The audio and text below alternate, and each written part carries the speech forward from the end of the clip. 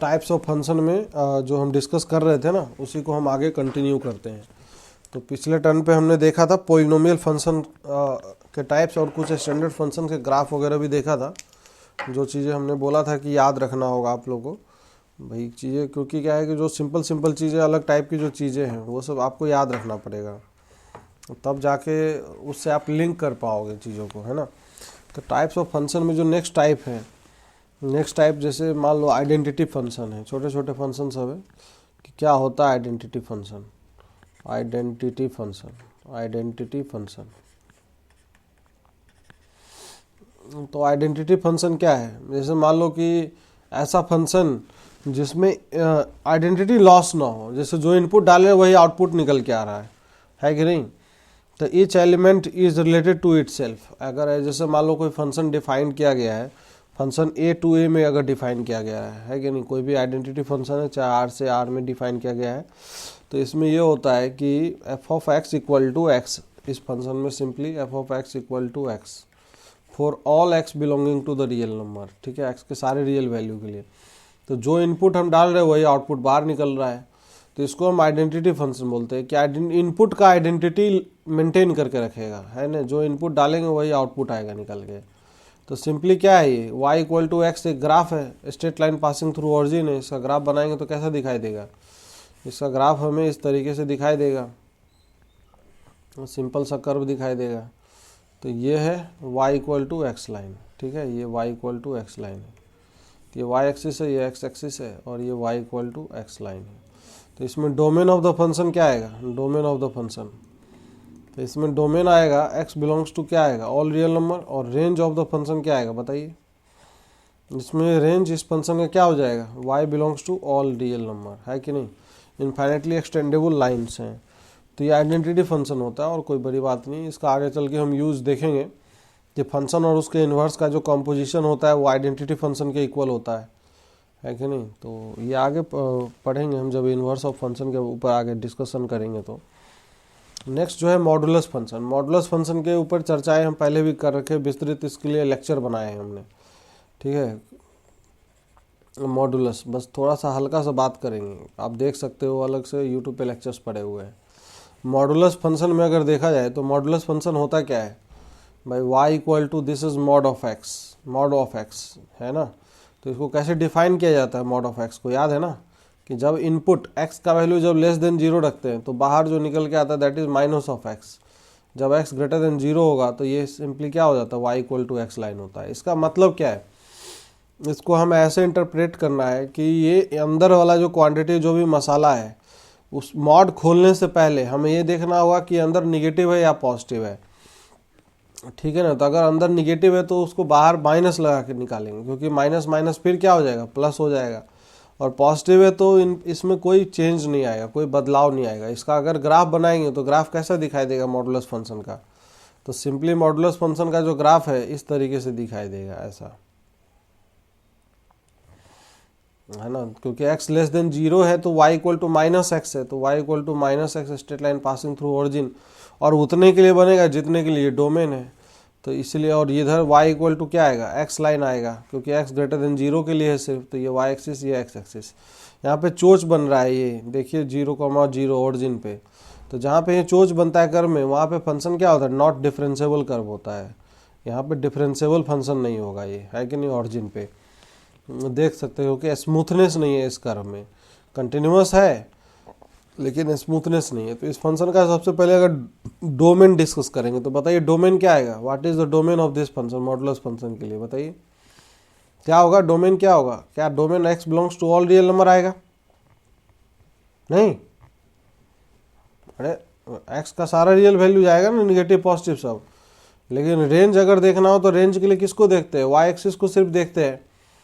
तो y axis को अगर देखेंगे सीधा यहाँ से लेके ऊपर तक, तो y एक्सिस पे अगर रेंज देखते हैं तो y एक्सिस का रेंज जो है, रेंज क्या आएगा बताइए? y बिलोंग्स टू क्या? y belongs to r plus, हाँ, 0 से लेके इन्फिनिटी, या इसको ऐसे भी लिख सकते हैं, r प्लस लिख सकते हैं। r प्लस में लेकिन 0 छोड़ के आ जाता है, लेकिन इसमें 0 भी इंक्लूडेड रहेगा, तो r प्लस बोलना सही बात नहीं है। सही है, 0 से इन्फिनिटी बोल सकते हैं, सही है, 0 भी हो सकता है, निगेटिव नहीं हो सकता। मॉडुलस फंक्शन का वैल्यू कभी निगेटिव नहीं होता। अच्छा, कुछ प्रॉपर्टीज और मॉडुलस फंक्शन के ऊपर पहले भी चर्चा कर रखे, जो छोटी छोटी बातें हमने पहले डिस्कस किया था, याद है? कैसे वो मॉड को ओपन करना है, कैसे खोलना है। जैसे under root of x square आता था, under root of x square कैसे खुलता है बताइए? मॉड ऑफ एक्स के साथ खुलता है। अंडर रूट से कभी भी कोई भी स्क्वायर क्वांटिटी बाहर आएगा तो मॉड के साथ आएगा।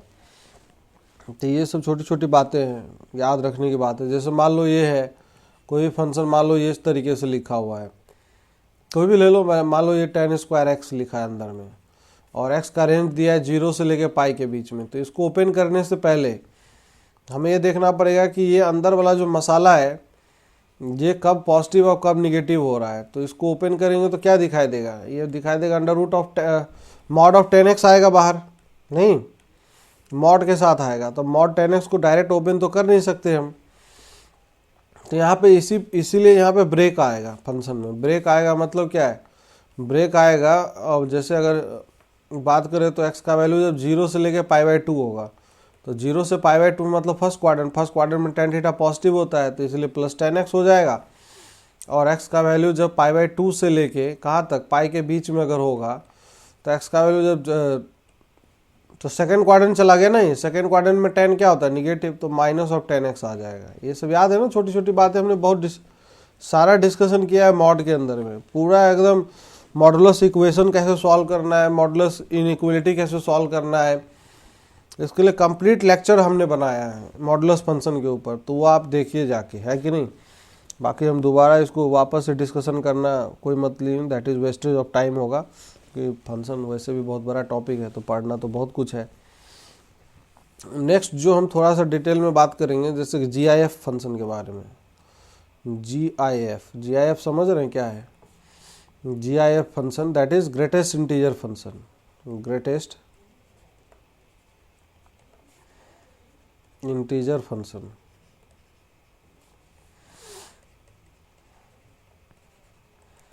Greatest integer function. और साथ ही साथ ये भी लिखा रहता है GIF के बारे में, लेस देन और equal to x, less than और equal to x, less than और इक्वल टू एक्स। इसका मतलब पहले समझिए क्या है ये GIF function. Greatest integer function को डिनोट किससे करते हैं? तो ये फंक्शन को y equal to this is greatest integer of x ऐसे डिनोट किया जाता है, ठीक है? ये बक्से के अंदर, चाहे इसको बॉक्स फंक्शन भी बोलते हैं, इसको बॉक्स फंक्शन भी बोलते हैं, अलग लैंग्वेज में कई जगह लिखा हुआ मिल जाएगा। चाहे इसको एक और नाम दिया जाता है, स्टेप अप फंक्शन भी बोलते हैं। This is also called step up function, step up function. उसका ग्राफ बनाएंगे तो उसे क्लियर होगा। तो इसका काम क्या होता है कि इससे जस्ट इंटीग्रल वैल्यू जो है, इंटीग्रल वैल्यू बाहर निकाल के देगा। अब क्या निकाल के देगा वो हमें देखना है। तो जैसे मान लीजिए ग्रेटेस्ट इंटीजर ऑफ 2.1 लिखना हो, तो नंबर लाइन पे हम बिछाएंगे 2.1 को। तो 2.1 को नंबर लाइन पे डालेंगे तो ये ओरिजिन है, ये इधर 1 है, ये इधर 2 है, और इधर ये 3 है। तो 2.1 इधर कहीं पे होगा कि नहीं? तो इससे हमेशा जो नियरेस्ट इंटीजर होगा, इससे जस्ट छोटा जो इंटीजर है, हमेशा एरो घुमाना इधर लेफ्ट साइड की तरफ, तो वही नियरेस्ट इंटीजर इसका वैल्यू हो जाएगा। तो 2.1 का जो ग्रेटेस्ट इंटीजर वैल्यू है वो 2 आ जाएगा। समझ में आ रहा है कि नहीं? जैसे ग्रेटेस्ट इंटीजर ऑफ 0.5 लिखना हो तो क्या आएगा बताओ? GIF 0.5, क्या 0.5 0 और 1 के बीच में लाई करेगा बताइए, हाँ कि ना? तो ये इसका वैल्यू क्या हो जाएगा? 0 हो जाएगा। जैसे ग्रेटेस्ट इंटीजर -0.5 लिखना हो तो क्या आएगा आंसर? इधर -1 आ जाएगा इसका आंसर, सही है। अब जैसे ग्रेटेस्ट इंटीजर ऑफ लिखना हो 199.999 तो क्या आएगा आंसर बताइए?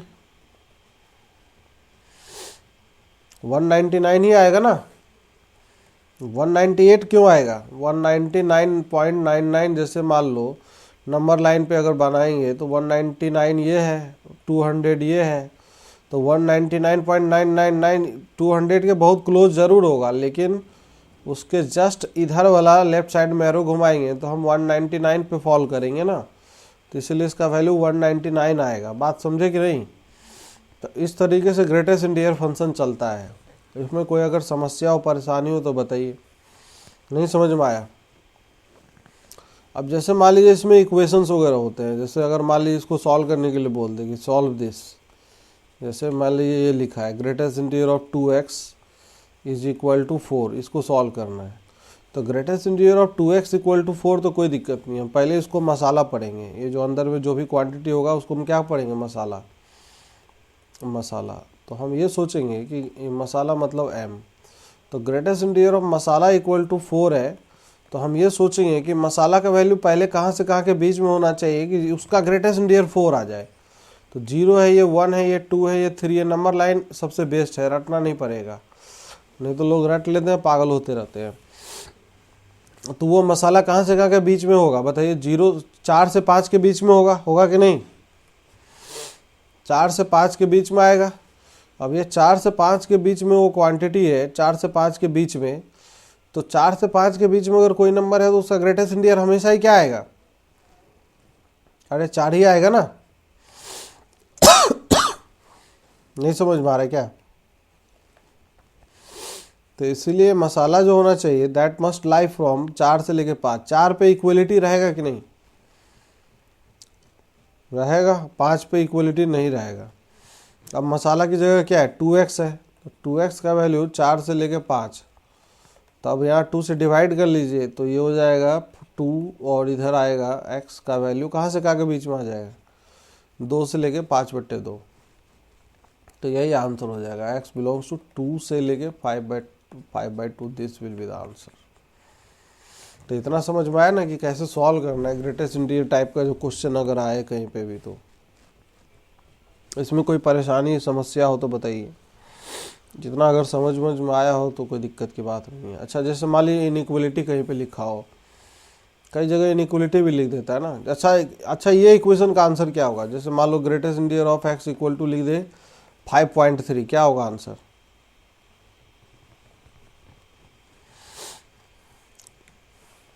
देखो 5 और 6 के बीच में होगा, एकदम धूम मचा दिए ये प्रियंका जी, धूम मचा दिए।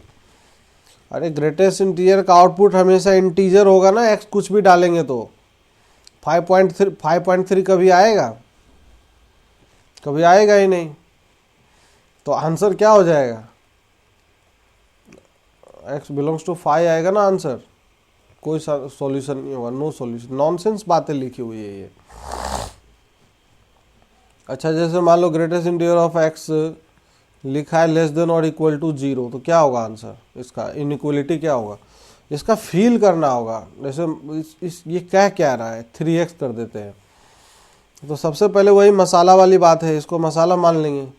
तो greatest integer of masala less than और इक्वल टू 0, तो मतलब मसाला क्या होना चाहिए कि उसका ग्रेटेस्ट इंटीजर वैल्यू 0 या 0 से छोटा है, तो नंबर लाइन को याद करेंगे, तो ये 1 है, ये 2 है, इधर -1 है, इधर -2 है, तो वो मसाला कहाँ से कहाँ के बीच में लाई करना चाहिए बताइए। क्या 1 से 2 के बीच में हो सकता है मसाला, नहीं, 1 से 2 के बीच में होगा तो उसका ग्रेटेस्ट इंटीजर वैल्यू कितना आ जाएगा, 1 आ जाएगा ना जी, आया कि नहीं, कुछ समझ में नहीं आ रहा ना। तो इसका मतलब मसाला जो होना चाहिए वो कहाँ से कहाँ के बीच में होना चाहिए, 0 से 1 के बीच में होना चाहिए, बात समझ में आ रही है। तो 0 से 1 के बीच में, 1 पे भी, और इससे छोटा चाहिए, इधर कोई भी चलेगा, इधर का कोई भी क्वांटिटी चलेगा, बात समझ में आ रही है। तो इसका मतलब ये है कि मसाला शुड भी का क्या होना चाहिए, लेस देन 1 होना चाहिए। इक्वलिटी आएगा 1 पे, नहीं आएगा, क्योंकि 1 का ग्रेटेस्ट इंटीजर 1 ही हो जाएगा।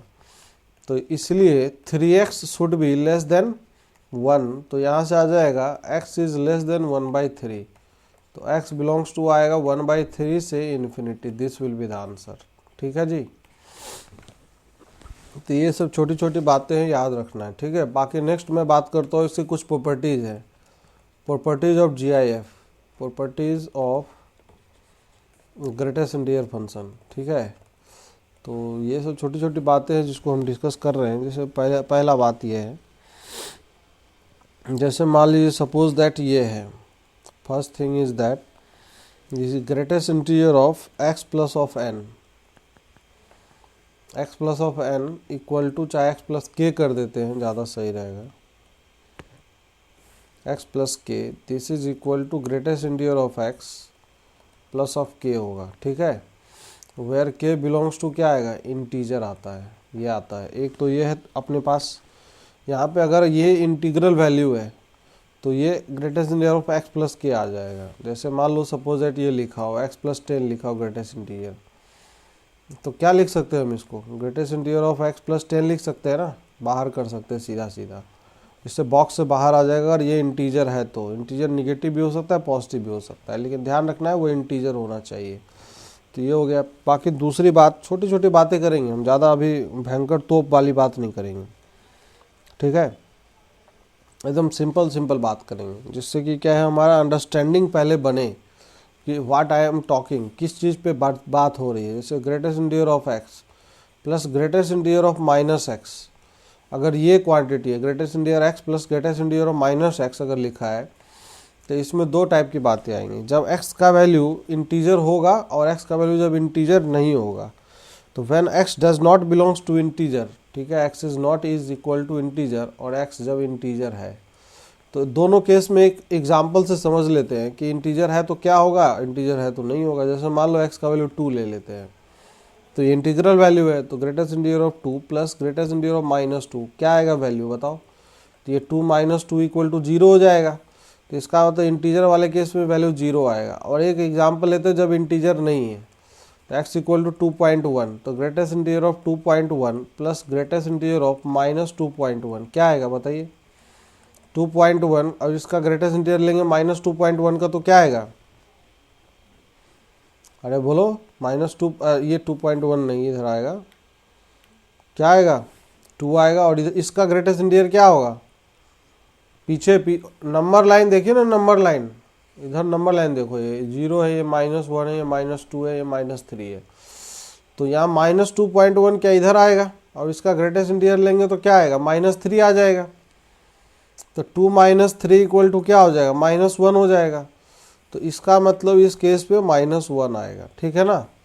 तो ये कब काम आएगा, जब हमें minus of greatest integer x को बाहर निकालना हो, तो वहाँ पे ये चीज़ ध्यान रखना होगा। तो यहाँ पे क्या है, जैसे मान लो ग्रेटेस्ट इंटीजर माइनस एक्स का एक्सप्रेशन लिखना हो, तो इसमें दो केस में आंसर देंगे। एक तो आंसर होगा -1, इसको इधर ले जाओ, -1 minus greatest integer of x, ये कब होगा, जब x equal to not equal to integer होगा, ठीक है। और greatest integer of minus x equal to हो जाएगा minus of greatest integer of x, ये तब होगा जब x इक्वल टू इंटीजर होगा। बात समझे कि नहीं। तो ये ऊपर वाले रिजल्ट से ये निकल के आया है, क्लियर है क्या। तो इसको इस तरीके से याद रखेंगे तो कोई दिक्कत नहीं होगा।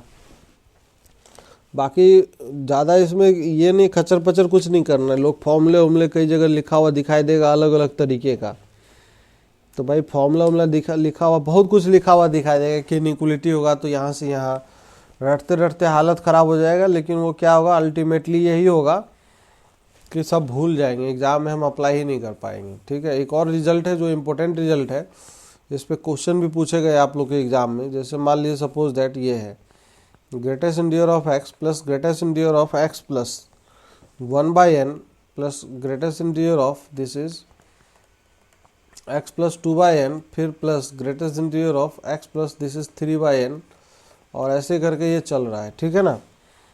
और फिर ये लिखा है greatest integer of x plus n minus of 1/n। अगर इस तरीके से लिखा हो और यहाँ पे लिखा है where n belongs to the integer, तो इसका जो वैल्यू है n belongs to the natural number, तो इसका डायरेक्ट जो वैल्यू आएगा that is greatest integer of nx, ये आंसर आ जाता है।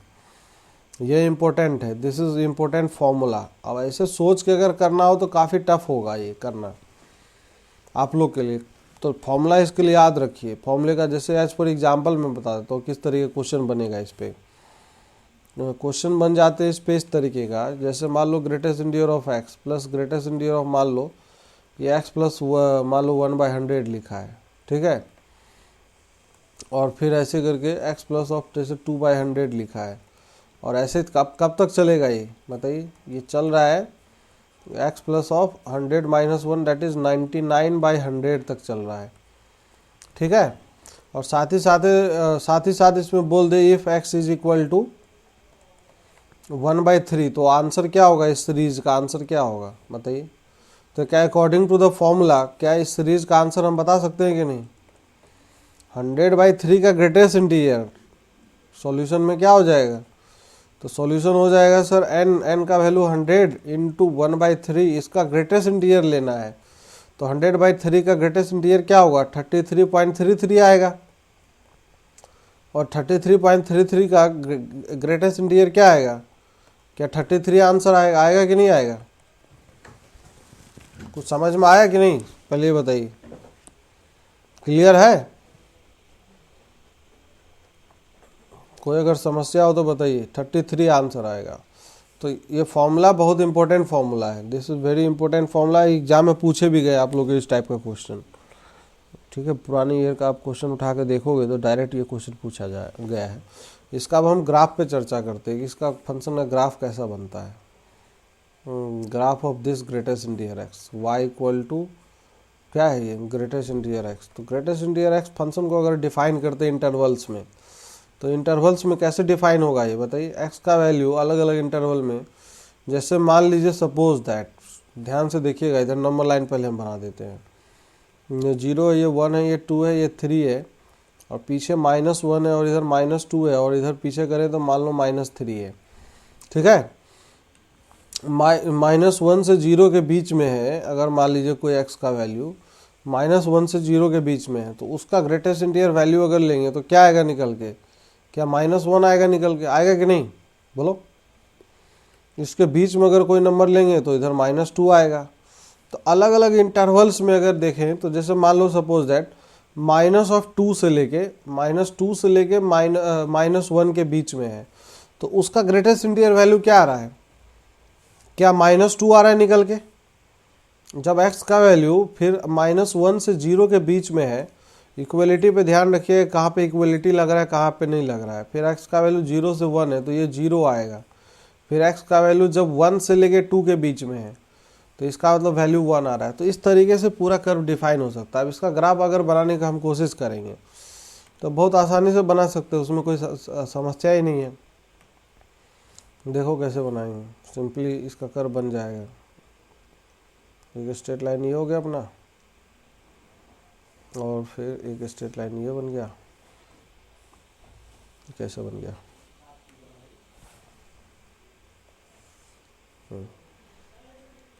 ये y एक्सिस है और ये क्या है, x एक्सिस है, ठीक है। अब यहाँ ध्यान दीजिए, ये है अपने पास, ये ऑरिजिन है 0 0, ठीक है। और ये पहले इंटीजर मार्क कर लीजिए, ये इंटीजर 1 है, और ये इंटीजर मान लीजिए 2 है, और ये इंटीजर 3 है, ये इंटीजर 4 है, ठीक है। और इधर पीछे ये इंटीजर -1 है, और ये इंटीजर क्या है, -2 है। और फिर पीछे अगर बात करें तो ये इंटीजर -3 है। अब देखिए ऊपर भी इंटीजर मार्क कर लीजिए, क्योंकि इंटीजर चल रहा है पूरा, -1 है, इधर 2 है, इस प्रकार से। अब देखिए पहले x का वैल्यू देखना है।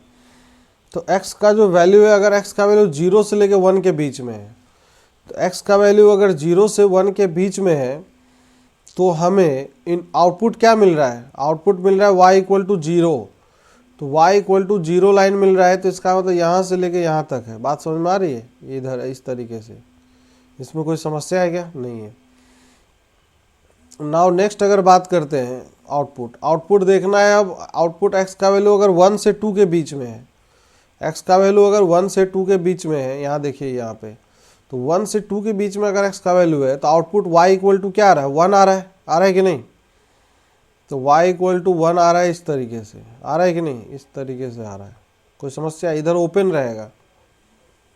जो समझ में आ रहा है कैसे ग्राफ बनाया जा रहा है, ये अंडरस्टैंडिंग हम क्रिएट करना चाह रहे हैं।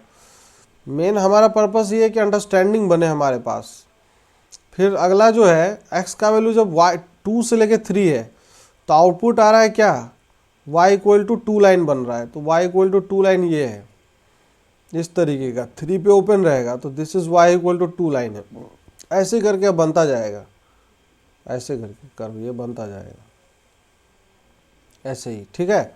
फिर पीछे भी अगर आएंगे तो देखो, जब x का वैल्यू -1 से 0 के बीच में है, तो y इक्वल टू कितना है, y इक्वल टू -1 है। तो y इक्वल टू -1 है, तो इसका मतलब ये इस तरीके का कर्व है ना जी, नहीं समझ में आ रहा है, ये -1 है, तो y equal to this is -1, यहाँ पे ओपन रहेगा, दिस इज ओपन, फिर ऐसे पीछे फिर से ऐसे चल रहा है।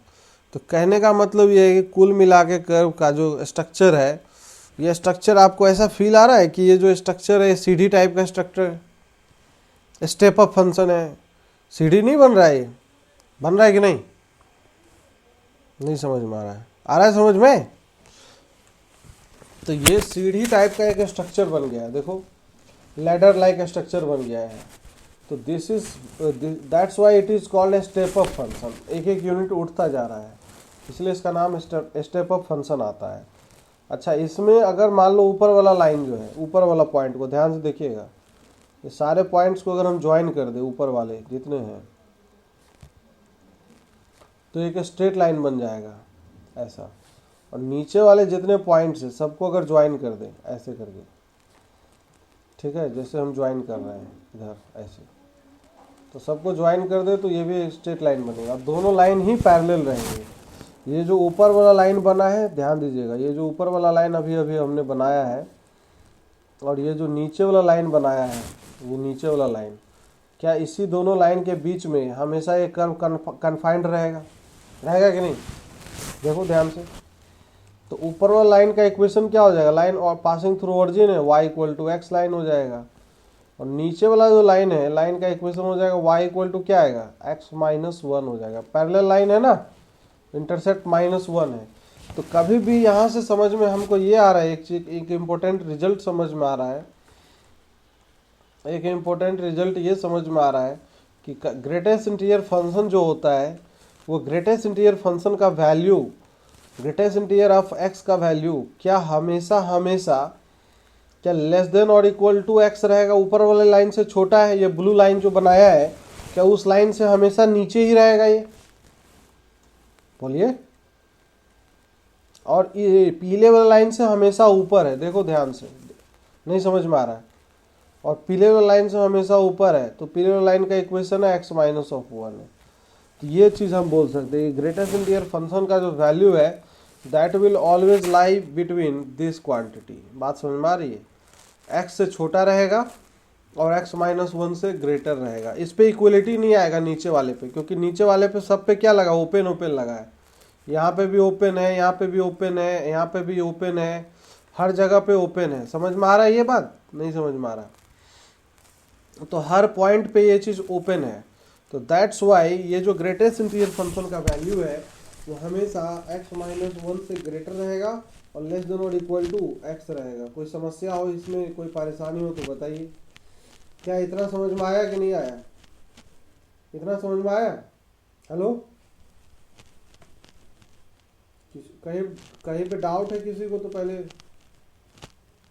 एक सेकंड यार, तो बोलना चाहिए ना थोड़ा पहले। अब आ रही है? वो माइक एक्चुअली नीचे गिर गया था जो लगा हुआ था। हाँ, अब सही है आवाज़? तो ये ग्रेटेस्ट इंटीरियर फंक्शन के बारे में जितनी चीज़ें बताई गई है, इतना भी अगर आप याद रखते हो, सारे एग्जाम में क्वेश्चन सॉल्व हो जाएंगे। बहुत टफ चीज़ें नहीं पूछी जाएगी, एकदम बेसिक पूछा जाता है। ये सब एग्ज़ाम जो होता है, क्या इसका पर्पस क्या होता है? पर्पस ये होता है, क्या ऐसा इसने देखा है कि नहीं, कभी ऐसा जानता है कि नहीं, इसके अंदर अवेयरनेस है कि नहीं। बहुत स्किल नहीं चेक किया जाता है कि बच्चे के अंदर स्किल कितना है, टैलेंट कितना है, वो सब नहीं चेक किया जाता। तो बस आप चीज़ों को फॉर्मूला और रिजल्ट्स वगैरह याद भी रखेंगे, that is more than sufficient. उतना भी सफिशिएंट होगा इस एग्ज़ाम को क्रैक करने के लिए। बात समझ में आ रही है? नेक्स्ट जो इसी का दूसरा फंक्शन है, इसी से रिलेटेड है लेकिन थोड़ा सा अलग है, उसी का कम्प्लीमेंट्री हम बोल सकते हैं, that is called the fractional part function. This is the fractional part function. Fractional part function, fractional part function. तो फ्रैक्शनल पार्ट फंक्शन होता क्या है? तो फ्रैक्शनल पार्ट फंक्शन में जैसे मान लो सपोज दैट x से कोई नंबर, समझिएगा ध्यान से, देयर इज नंबर x, तो इसको दिखाते कैसे हैं? ये करली ब्रैकेट से दिखाते हैं, ठीक है। तो इस x का जो फ्रैक्शन वाला पार्ट होगा वो बाहर निकाल के देगा, आउटपुट में ये निकाल के देगा। बात समझ में आ रही है? तो दैट्स वाई हम ये भी बोल सकते हैं कि फ्रैक्शनल पार्ट ऑफ x कोई नंबर हमेशा या 0 से लेकर 1 के बीच में रहता है। तो ये कैसे वर्क करता है, इसका वर्किंग का प्रोसीजर समझ लेते हैं। जैसे मान लीजिए y इक्वल टू एक फंक्शन है 2.1 इसके अंदर गया, तो 2.1 में फ्रैक्शनल पार्ट क्या है बताइए? 2.1 में फ्रैक्शनल पार्ट कितना है? 0.1 है, तो 0.1 आंसर हो जाएगा। ठीक है, तो y इक्वल टू जैसे मान लो लिखा है माइनस ऑफ 2.1, तो क्या होगा आंसर बताइए? फ्रैक्शनल पार्ट कभी निगेटिव नहीं होता, पहली बात। ठीक है, तो इसको हम ऐसा करके लिख सकते हैं, -3 प्लस 0.9 लिख सकते हैं, बताइए हाँ कि ना, बोलिए। -3 प्लस 0.9, तो ये जो 0.9 होगा ना, this will be the fractional part of this number, तो 0.9 आ जाएगा, ये आंसर होगा। ठीक है, तीसरा अगर जैसे मान लो ये पूछ ले फ्रैक्शनल पार्ट ऑफ 0.7 कितना होगा, तो 0.7 खुद ही एक फ्रैक्शन है, तो 0.7 ही हो जाएगा। चौथा अगर ये पूछ ले कि बताओ फ्रैक्शनल पार्ट ऑफ 3 कितना होगा, तो इंटीजर है ये खुद, इसमें फ्रैक्शनल पार्ट 0 है, कंप्लीट प्योरली इंटीग्रल नंबर है, तो 0 हो जाएगा आंसर। कॉन्सेप्ट समझ में आया कि नहीं, फ्रैक्शनल पार्ट कैसे वर्क कर रहा है? तो अब इसमें जैसे अब इसको अगर लिखना हो फ्रैक्शनल पार्ट फंक्शन को, तो यहाँ से इम्पोर्टेंट रिजल्ट के ऊपर बात करते हैं। तो y equal to fractional part of x को क्या हम ऐसा करके लिख सकते हैं, this is x minus of greatest integer of x, लिख सकते हैं कि नहीं? कोई एक नंबर है, उसमें से इंटीग्रल पार्ट अगर बाहर कर दो, तो उसमें से इंटीजर छीन लो अगर, तो जो बचेगा वो क्या बचेगा? फ्रैक्शन ही तो बचेगा। नहीं समझ में आया? इसको फील करिए ना, एक नंबर x था, उसमें से हम इंटीग्रल पार्ट उसका माइनस कर दिए, तो बचेगा क्या? सिर्फ फ्रैक्शन बच जाएगा। तो ये है इसका मतलब, इस तरीके से भी निकाल सकते हैं, है कि नहीं? तो ये जो फ्रैक्शनल पार्ट फंक्शन है, फ्रैक्शनल पार्ट फंक्शन को अगर जैसे मान लो ग्राफ से दिखाना हो, तो ग्राफ से भी दिखा सकते हैं। इसका अगर ग्राफ बनाना हो अपने को, तो ग्राफ बना सकते हैं कि नहीं? बिल्कुल बना सकते हैं। कैसे ग्राफ बनेगा? तो पहले फंक्शन को सर कुछ इंटरवल में डिफाइन कर लो, पहले बात। तो graph of function, this function define करेंगे, तो y इक्वल टू, देखो इधर greatest integer of x equal fractional part of x equal to, जब x का वैल्यू ध्यान देना इधर -2 से लेके लेट सपोज 0 के बीच में है, तो -2 से लेके 0 के बीच में अगर है ये कर्व, तो यहाँ पे ग्रेटेस्ट इंटीजर x का वैल्यू कितना आएगा? अरे -2 से 0 नहीं, -2 से -1 कर देते हैं, छोटा इंटरवल करते हैं, तो ये वैल्यू कितना आएगा? जब x का वैल्यू -2 से -1 के बीच में रहेगा, तो ग्रेटेस्ट इंटीजर कितना आएगा बताओ? तो -2 आएगा, तो मतलब x + 2 हो जाएगा, यहाँ पे रखेंगे तो सही है।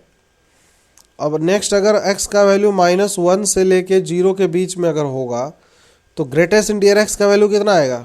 -1 आएगा, तो ये x + 1 हो जाएगा। फिर x का वैल्यू जब 0 से लेके 1 के बीच में होगा, तो ये वैल्यू 0 हो जाएगा, तो ये x आएगा। जब x का वैल्यू 1 से लेके 2 के बीच में होगा, तो ये वैल्यू कितना आएगा? 1 आएगा, तो ये आएगा x - 1 आ जाएगा। अब इसका ग्राफ अगर हम प्लॉट करते हैं, ध्यान दीजिएगा, तो सारे अलग अलग piece by piece function break हो चुका है, तो ग्राफ प्लॉट करना कोई बहुत बड़ी काम नहीं है, तो बहुत ईजी काम है। बात समझ में आ रही है? आसानी से ग्राफ प्लॉट हो जाएगा। ये y एक्सिस है, ये देखो x एक्सिस है, ठीक है, y एक्सिस है, और ये x एक्सिस है, और ये अपना ओरिजिन है 0 0, सही है।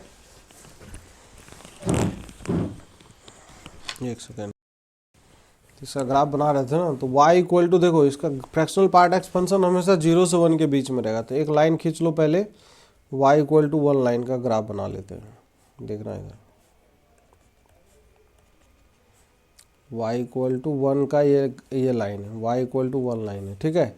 अब यहाँ पे इंटीजर बना लेते हैं, इधर 1 है, और इधर क्या है? 2 है, और इधर क्या है? 3 है, और इधर कितना है? 4 है। पीछे अगर आएंगे तो पीछे -1 होगा, और इधर क्या आएगा? -2 आएगा, और इधर कितना आएगा? -3 आएगा। अब हम जो piece by piece function define किए हैं, बहुत सिंपल है इसका कर्व बनाना, बहुत ही आसान है। तो यहाँ पे जब 0 से x का वैल्यू 0 से 1 था, तो 0 से 1 के बीच में कर्व का इक्वेशन क्या है? y equal to x line है, तो y equal to x line बन जाएगा इस तरीके से, यहाँ तक बनेगा 0 से लेके 1 तक में, 1 पे ओपन रहेगा ये, सही है, इस तरीके से। फिर ये 1 से 2 के बीच में बनाना है, तो एक पैरेलल लाइन फिर खींच दीजिए, फिर ऐसे ही करके बनता जाएगा। फिर 2 से 3 के बीच में ऐसे करके चलता जाएगा, है कि नहीं। फिर यहाँ से लेके यहाँ तक में फिर ऐसे करके ये चलता जाएगा। फिर और यहाँ से लेके यहाँ तक में बनाना हो ऐसे चलेगा। फिर यहाँ से लेके यहाँ तक में कर्व बनाना है तो फिर से ये इस तरीके से चलेगा, है कि नहीं। फिर यहाँ से लेके यहाँ तक में कर्व बनाना हो तो फिर ये ऐसे चलेगा। तो इस प्रकार से क्या है कि ये कर्व का जो इक्वेशन है, इक्वेशंस, तो इक्वेशंस अब लिखना बहुत आसान काम है। सबका इक्वेशन पता है अब अपने को। y equal to x line ये है, ये क्या है y इक्वल टू, बोलो, अरे इधर देखो ना, स्लोप इंटरसेप्ट से देखो कर्व का इक्वेशन कैसे लिखेंगे। सब सारे लाइंस पैरेलल है तो सबका स्लोप 1 ही रहेगा। तो y equal to m x plus c, m x plus c में c क्या होता है, y इंटरसेप्ट होता है। तो इस लाइन को थोड़ा पीछे करके देखो तो ये x एक्सिस पे 1 पे काट रहा है तो y एक्सिस को नीचे जाके -1 पे काटेगा। तो इस लाइन का इक्वेशन हो जाएगा y equal to x minus 1 आ जाएगा। सिमिलरली इस लाइन का इक्वेशन y इक्वल टू क्या होगा, x माइनस 2 आएगा। सिमिलरली इस लाइन का equation y equal to x minus 3 आएगा। फिर सिमिलरली अगले वाले लाइन का इक्वेशन y इक्वल टू क्या आएगा बताइए, ऊपर काट रहा है ना, x प्लस 1 आएगा। ये सब देखो ऊपर काटेगा, ऐसे प्रोड्यूस करेंगे हम इधर तो ऊपर काटेंगे। तो ये y इक्वल टू फिर अगला क्या आएगा, x प्लस 2 आएगा। फिर इधर y equal to x plus 3, जितना बनाना हो बना सकते हो, अब कोई दिक्कत की बात नहीं है। लेकिन इस फंक्शन का जो रेंज होगा, इस फंक्शन का रेंज कहाँ से कहाँ के बीच में रहेगा हमेशा बताइए, रेंज y का वैल्यू रेंज कहाँ से कहाँ के बीच में रहेगा, क्या रेंज 0 से लेके 1 के बीच में रहेगा, रहेगा कि नहीं। और डोमेन तो ऑल रियल नंबर ही है कि नहीं, डोमेन ऑल रियल नंबर है। तो ये दो बातें हमेशा किसी भी फंक्शन के लिए ध्यान रखना, बेसिक चीज़ तो ये है। अच्छा, ये जितने भी फंक्शन है, ग्रेटेस्ट इंटीजर फंक्शन हो या फ्रैक्शनल पार्ट फंक्शन हो, ये सारे के सारे डिसकंटिन्यूअस कर्व है। किस पॉइंट पे, और at all the integral points. Break आ रहा है ना कर्व में, जहाँ जहाँ इंटीजर है, देखो यहाँ पे जैसे इंटीजर है, ये दिख रहा है, ये देखो ये इंटीजर है यहाँ पे, ये सब जितने इंटीग्रल पॉइंट्स है के सारे इंटीग्रल पॉइंट्स पे ब्रेक आ रहा है कि नहीं फंक्शन में। तो ये तो नोट डाल के अगर ये बात लिखे, अगर जैसे मान लो कि greatest interior function and fractional part of x is always discontinuous at all the integral points, at all the integral values, at all the integral values, जितने भी इंटीग्रल वैल्यूज हैं, क्या वहाँ पे ये फंक्शन हमेशा क्या आ रहा है, डिसकंटिन्यूअस आएगा, ऑलवेज डिसकंटिन्यूअस आ रहा है। ये जो चीज़ें हैं, तो ये सब छोटी छोटी बातें बस ध्यान रखते जाना है, कोई दिक्कत नहीं। क्योंकि ये देखिए एग्जाम में क्वेश्चन आता है तो क्वेश्चन कुछ भी पूछ सकता है, कंटिन्यूटी, डिसकंटिन्यूटी, डिफरेंशिएबिलिटी, फंक्शन के बारे में, ये सब बातें पूछा जाता है, बिल्कुल पूछा जाता है कि नहीं। डायरेक्ट ये नहीं कहेगा कि ग्राफ बताओ, इसका ग्राफ क्या होगा, छोटे ग्राफ का एप्लीकेशन क्या है, what is the use of the graph, graph का यूज क्या है, हमें वो देखना है, मेनली इस पे फोकस करना है। बात समझे कि नहीं। अच्छा, नेक्स्ट जो फंक्शन है that is signum function. Signum function, signum function क्या होता है, सिग्नम फंक्शन, तो सिग्नम फंक्शन ये होता है, देखो कोई भी इनपुट डालोगे, सिंपल सा कर्व होता है ये सिग्नम फंक्शन, कि कोई भी निगेटिव इनपुट डालोगे, सिग्नम फंक्शन ये बोलता है कि x लेस देन 0 अगर डालोगे सिग्नम फंक्शन में तो ये बोलता है -1 देंगे, और x इक्वल टू 0 अगर डालते हो तो x इक्वल टू 0 पे ये 0 देता है निकाल के, और x ग्रेटर देन 0 अगर इनपुट डालोगे तो ये 1 देगा निकाल के। इतना ही कर्व है। तो सिग्नम फंक्शन को ऐसे भी लिखा जाता है, अल्टरनेटली अगर बात करें तो fx equal to SGN of x, signum of x। और इस फंक्शन को कई जगह आपको ऐसे भी लिखा हुआ मिल जाएगा, इस तरीके से भी, this is defined as mod of x by x for x is not equal to 0 and this is equal to 0 for x equal to 0। क्या दोनों सेम चीज़ है कि अलग अलग है, पहले सोच लीजिए आप लोग। क्या इसको अगर हम नीचे वाला जो है इसको फर्दर बाइफरकेट करें तो आप लोग को सेम दिखाई देना चाहिए। क्या दिखाई दे रहा है, सेम है, नहीं दिखाई दे रहा है। जैसे मान लीजिए x नॉट इक्वल टू 0 में दो बातें हैं, एक तो x लेस देन 0 है, तो जब x का वैल्यू लेस देन 0 है तो ये minus of x by x आएगा, और जब x ग्रेटर देन 0 है तो ऊपर वाला plus of x by x आएगा, और नीचे तो ठीक है x इक्वल टू 0 पे 0 ही है। ये कट के ये -1 देगा, ये कट के इक्वल टू 1 देगा, है कि नहीं। अब इसका ग्राफ, अगर इसका डोमेन पहले बात करते हैं, डोमेन क्या है सिग्नम फंक्शन का, बताइए क्या है जी इसका डोमेन क्या है?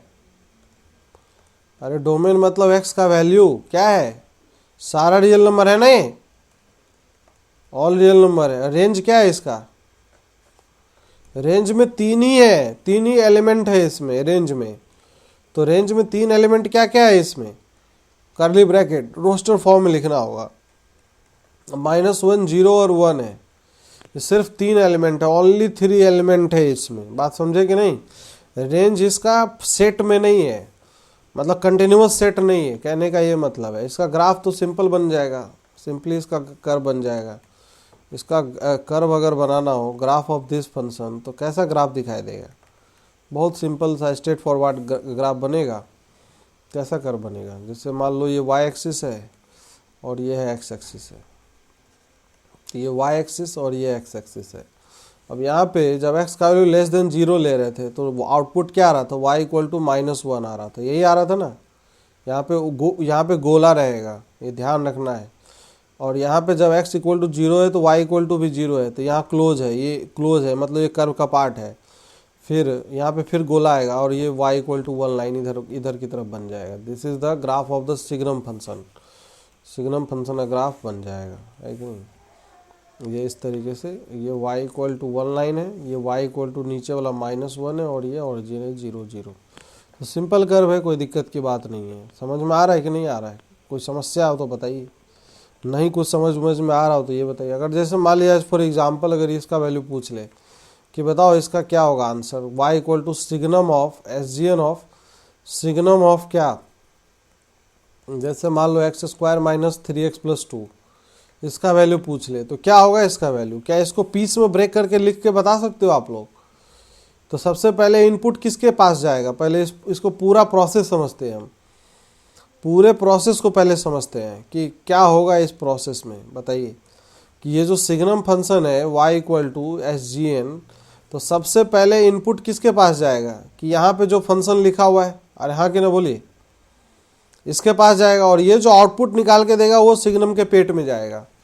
तो इसका मतलब पहले हमें ये जज करना पड़ेगा कि x² - 3x + 2 जो फंक्शन है, इसका बिहेवियर क्या है, जिसके पास पहले x जाएगा।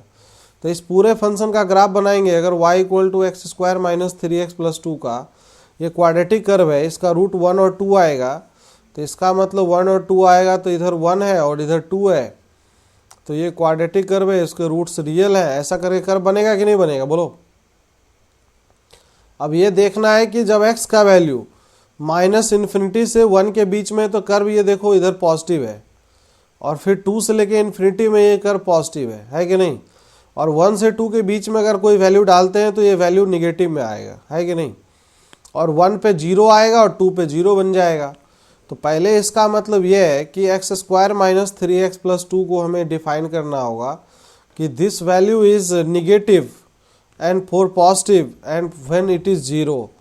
तो निगेटिव कब आ रहा है, बताइए निगेटिव कब आ रहा है, जब x का वैल्यू कहाँ से कहाँ के बीच में, क्या 1 से 2 के बीच में है। और ये इक्वल टू 0 कब आएगा, जब x का वैल्यू 1, 2 है। और ये वैल्यू पॉजिटिव कब आ रहा है, जब x का वैल्यू कहाँ से कहाँ है, -∞ से 1 के बीच में और यूनियन 2 से लेके इन्फिनिटी के बीच में। क्या इतना बात समझ में आया सभी लोग को, पहले ये बताइए हाँ कि ना बताइए पहले। अरे क्लियर है, अगर ये क्लियर है तो कोई दिक्कत नहीं है। फिर तो अब इसका वैल्यू हम डिफाइन कर सकते हैं कि नहीं। ये जो सिग्नम ऑफ फंक्शन है क्या, x² - 3x + 2 है, इसको अगर डिफाइन करेंगे तो क्या हो जाएगा बताइए। ये हो जाएगा x का वैल्यू क्या आएगा, अब ऐसे डिफाइन हो जाएगा कि ये देख लो कब निगेटिव हो रहा है, कब पॉजिटिव हो रहा है, कब 0 हो रहा है, तो उसके अकॉर्डिंग आउटपुट देगा सिग्नम निकाल के। तो सिग्नम ये बोलता है कि हमारे पेट में अगर कोई भी निगेटिव इनपुट दोगे तो हम सीधा उल्टी करेंगे -1, और पॉजिटिव डालोगे तो हम सीधा वैल्यू देंगे निकाल के 1। हमारा इतना ही काम है। तो बाकी ठीक है। तो x का वैल्यू ध्यान देना है कि ये बोल रहा है 1, 2 जब होगा तो ये वैल्यू 0 होगा इसका, तो ये वैल्यू 0 दे देगा, ठीक है। जब x का वैल्यू 1 से 2 के बीच में होगा तो ये पूरा निगेटिव हो जाएगा, सिग्नम के पेट में निगेटिव है तो ये वैल्यू -1 देगा। जब x का वैल्यू कहाँ से कहाँ के बीच में है बताइए, अभी अभी जो लिख रहे थे हम, क्या लिख रहे थे, माइनस इन्फिनिटी से 1। अब ग्राफ से हर चीज़ का एनालिसिस समझना होगा, थोड़ा दिमाग को कमांड दे दीजिए अपने लोग, अपने दिमाग को आप लोग, कि हमें अब ग्राफिकल फीलिंग, अब फंक्शन वंक्शन में कैलकुलस में घुसने जा रहे हैं, धीरे धीरे घुसते चले जाएंगे। तो इसका मतलब जब ये इनपुट देंगे तो ये हमेशा वैल्यू 1 देगा निकाल के, ठीक है ना। तो ऐसे एनालिसिस चलने वाला आगे भी, ठीक है। तो ये हो गया किस फंक्शन का ग्राफ, सिग्नम फंक्शन का ग्राफ। नाउ नेक्स्ट जो हम बात करेंगे दैट इज एक्सपोनेंशियल फंक्शन, ठीक है। तो एक्सपोनेंशियल फंक्शन क्या होता है पहले ये बताइए, एक्सपोनेंशियल फंक्शन। तो एक्सपोनेंशियल फंक्शन का कर्व अगर देखेंगे, इसके बारे में सब चीज़ें जानेंगे, तो y इक्वल टू जो होता है, this is y equal to f x equal to this is a की power x, where a is greater than 0, this is called the exponential function. अब ये बेस पे बातें डिपेंड करती है कि इसका बेस का वैल्यू, दो बातें होती है।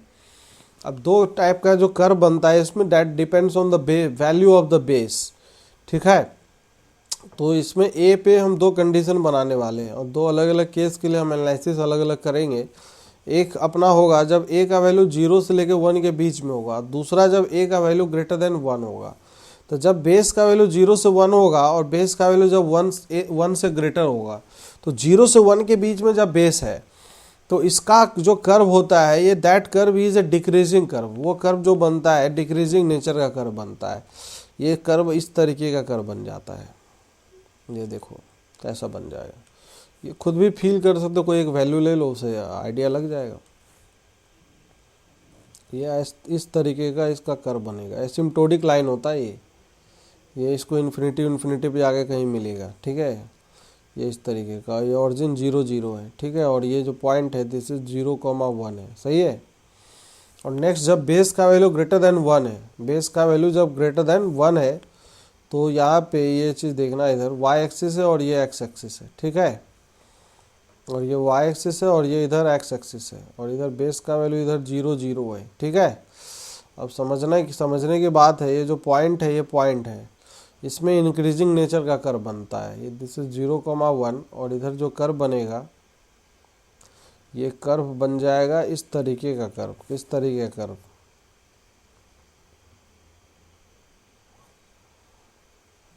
ये ऐसा कर्व बन जाएगा। बात समझ में आ रही है कि नहीं। तो अब ये देखो कि इस दोनों में क्या क्या अंतर है, क्या क्या चीज़ें हैं। ये क्या है, डिक्रीजिंग कर्व, इतना समझ में आ रहा है, डिक्रीज कर रहा है। जब जब x का वैल्यू बढ़ रहा है, x का वैल्यू हम इधर लेफ्ट से राइट की तरफ जाएंगे तो x का वैल्यू बढ़ेगा, और y का वैल्यू क्या हो रहा है, गिरते जा रहा है, देखो कम होते जा रहा है। तो इन डिक्रीजिंग कर्व उसी को बोलते हैं कि खाना ज़्यादा खिलाओ, आउटपुट बाहर कम आ रहा है, मतलब इनपुट बढ़ाते जाओ, आउटपुट कम होते जाए, that is called the decreasing curve. और इंक्रीजिंग कर्व ये बोलते हैं कि इनपुट के साथ साथ आउटपुट भी बढ़े। अगर हम इनपुट इसमें ज़्यादा दे रहे हैं तो आउटपुट भी बढ़ना चाहिए। देखो आउटपुट बढ़ रहा है कि नहीं, इसमें लेफ्ट से राइट जाओगे तो ऑब्वियस सी बात है कि x का वैल्यू बढ़ेगा, और y का वैल्यू कब बढ़ेगा, जब नीचे से ऊपर की तरफ जाएंगे। तो इसलिए ये जो कर्व होता है this is a increasing curve, ठीक है।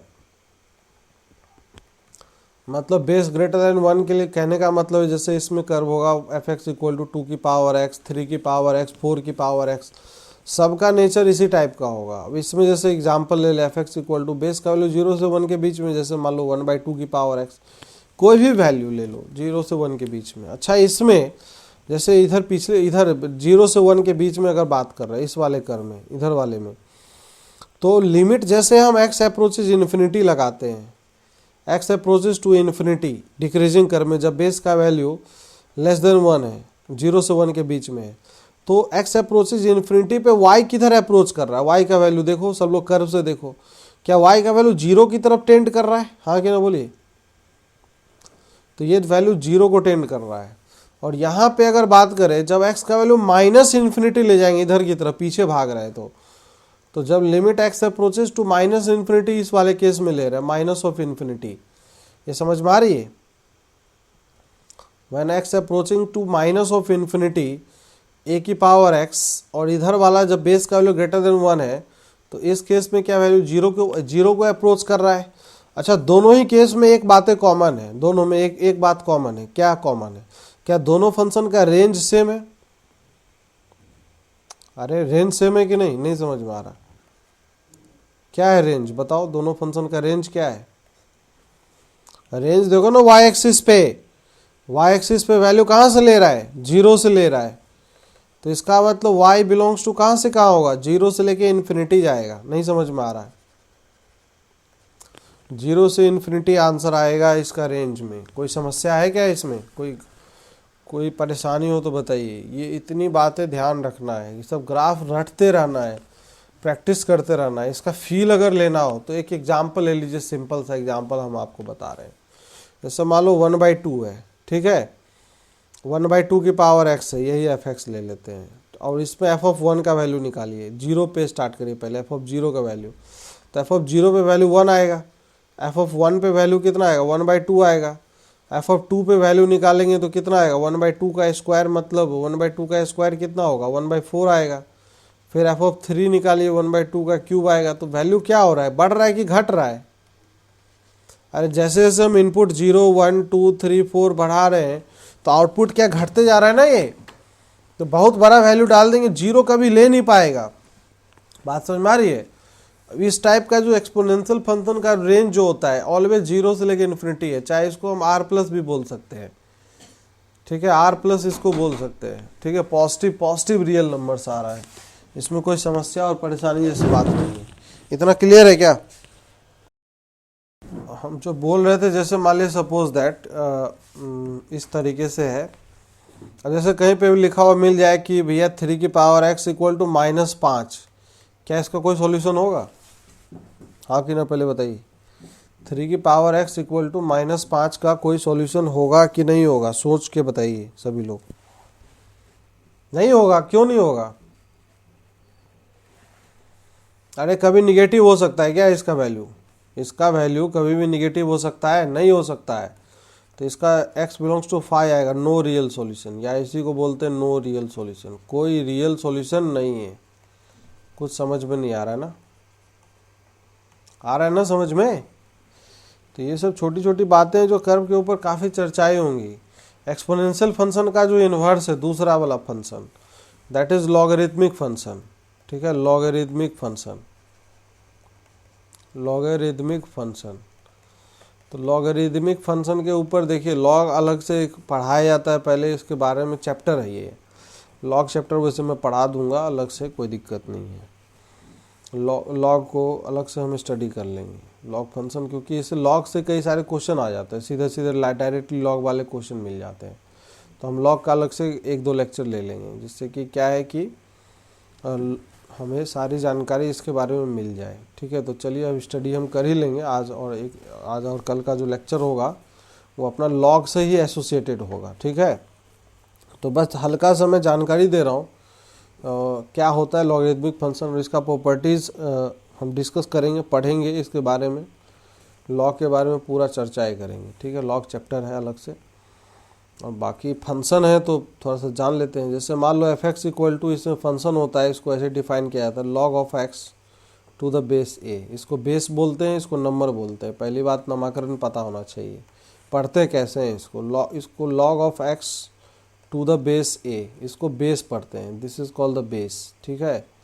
अब इसमें कंडीशन होता है, इसका जो डोमेन है, this is very important domain, इसका डोमेन अच्छे से याद होना चाहिए, तभी डिफाइन रहेगा जब यहाँ पे पहला चीज़ तो जो है x का वैल्यू हमेशा ग्रेटर देन 0 रहेगा, इक्वल टू 0 भी नहीं चलेगा, नहीं तो लॉग पागल हो जाएगा, निगेटिव तो चलेगा ही नहीं। और बेस पे भी कंडीशन होता है, बेस का वैल्यू 0 से लेके बेस का जो वैल्यू है that is also greater than 0 होता है। लेकिन एक कंडीशन होता है कि जो बेस एक चीज़ नहीं हो सकता, base is greater than 1 and साथ ही साथ base should not be equal to 1, base का वैल्यू 1 के इक्वल नहीं होना चाहिए, ठीक है। डोमेन तो ये होता है इसका। अब इसका जो रेंज होता है इस फंक्शन का, अगर रेंज अगर बात करेंगे तो इस फंक्शन का रेंज होता है ऑल रियल नंबर। इस फंक्शन का रेंज हो जाएगा, range of this function is all real number, all real number, ठीक है। अब इसका भी ग्राफ बनता है तो 2 केस में बनता है, बेस के ऊपर डिपेंडिंग ग्राफ बनता है, ठीक है। तो बेस ए जो है ना, ए पे 2 कंडीशन में कर्व बनेगा, मैं बना दे रहा हूँ, कर्व को याद रख के आना है, फिर उस पर प्रॉपर्टीज वगैरह पे कल हम डिस्कशन करेंगे। पहला जो है बेस का वैल्यू 0 से लेके 1 के बीच में, और दूसरा जब बेस का वैल्यू ग्रेटर देन 1 होगा तो क्या होगा इस केस में कर्व और क्या होगा इस केस में कर्व। तो देखो बेस का वैल्यू जब 0 से लेके 1 के बीच में होता है तो इसका जो कर्व होता है डिक्रीजिंग नेचर का कर्व होता है।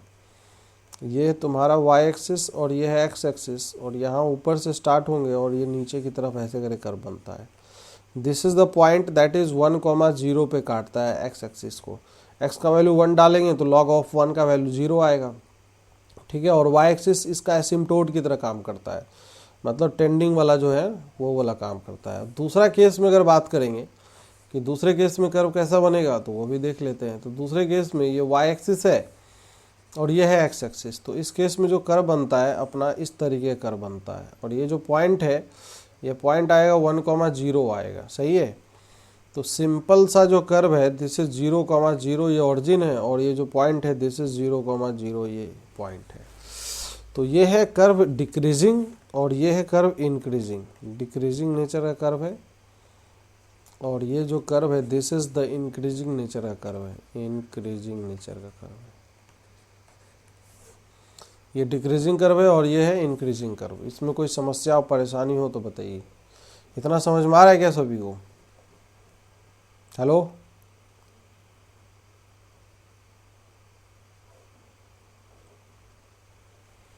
अरे आवाज आ रही है?